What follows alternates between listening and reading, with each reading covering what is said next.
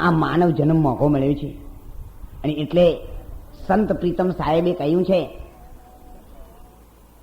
જેને સોએ વર્ષે નાવે શાન, જેમને 100 વર્ષે નાવે શાન, એ જેને કભૂતિમાં મોડ્યા છે, કાન સંગત એને શું કરે. મરી અને કપૂર બે ભેળા રહેતા,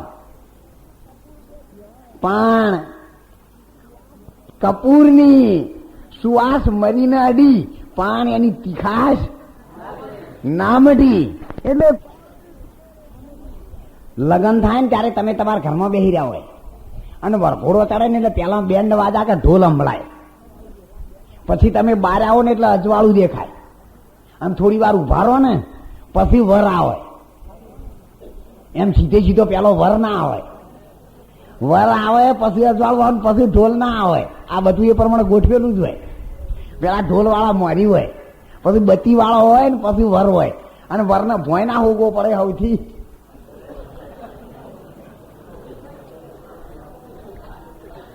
જુઓ, બધા પેલા જન્મનું આવ્યું, હવે પરણનું આવ્યું, અને બધી જ્ઞાતિઓમાં તો ગમે તેમ હોય, પણ જો તમારે કોઈ ઠાકોર દેવ થઈ જાય તો તઈ ગૌ ઉપર પહેલથી ખબર પડી જાય. આ તો એ જાળવી રાખ્યું જીવો ને, એને ઢોલ વાગ્યા વગર રહે નહીં. મંદિરમાં થયું, દેહના 3 ભાગમાં થયું. તમારે નિશાળ ભરાવાની હોય ને તો બેલ વાગે, વિશેષ પડવાની હોય તો બેલ વાગે, નિશાળ છૂટવાની હોય તો બેલ વાગે, બસ ઉપડે તો બેલ વાગે ને ઉભી.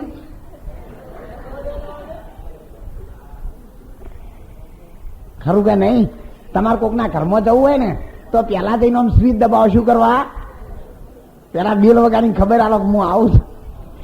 તમે એમને ના જઈ શકો. અને અહીંયા તમારે જુઓ, પેલા વાદા વાગે ને પછી ગાવા વાળું આવે. ત્યારથી ચા ચૂ બધું તૈયાર થાય અને પછી ગાવા વાળું રાગ ઉપર આવે. એટલા માટે દરેકે દરેક સ્ટેજ ઉપર જુઓ. અત્યારે રોડ ઉપર કોઈ માણસ ઉભો હોય ને દાડે, તો તમે બસમાં, ટ્રેક્ટરમાં, સાધનમાં બેઠા હોય ને એટલે ના ખાવા ને કૂતરું કે કોઈ ગધેડું કે મોણા આવ્યું હોય ના ખાય એટલે પેલો સાધન વાળો હોર્ન વગાડે, ખસી જા ખસી જા. તો એ ના ખાપો તો લાઈટો બતાવે, અને પછી ના ખા તો આ તમારા જીવનમાં તમને બધાને નહીં ખબર, તમને બધાને ખબર છે. જો આરતી ઉતરે ને, આરતી ત્યારે પેલા આરતી ઘંટડીથી ઉતરે, બેલથી ઉતરે, ત્યાર પછી જ્યોતથી ઉતરે,